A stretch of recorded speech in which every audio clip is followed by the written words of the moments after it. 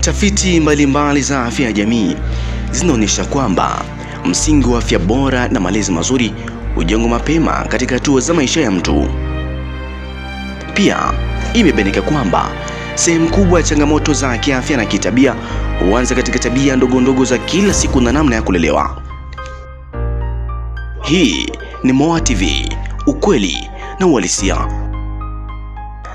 Takwimu za afya ya kijamii zinaonyesha kwamba watu wanaozingatia lishe bora, mazoezi na malezi yenye maadili wana nafasi kubwa zaidi ya kuwa na afya imara na maisha yenye utulivu wa akili.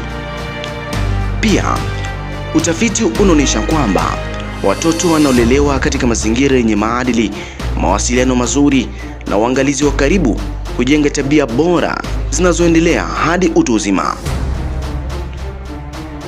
Imebainika kwamba changamoto nyingi za kitabia na kiafya kwa vijana huweza kupunguzwa kwa kiasi kikubwa endapo malezi yatakuwa na msimamo, maelekezo sahihi na ufuatiliaji wa karibu. Sasa swali linabaki ni je, mambo gani ya kuzingatia katika afya na malezi? Jambo la kwanza, lishe bora na mtindo sahihi wa maisha. Takwimu zinaonyesha lishe bora na mazoezi hupunguza hatari ya magonjwa mengi ya muda mrefu. Jambo la pili, malezi yenye maadili na msimamo. Watoto wanaolelewa na maadili huonyesha nidhamu na mwenendo bora wanapokuwa.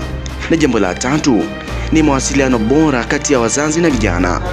Mazungumzo ya wazi husaidia kupunguza changamoto za tabia na kuongeza uelewano. Hii ni Moa TV. Kwa niaba ya wote walioandaa maudhui haya, msimulizi wako ni mimi Omar Msonde.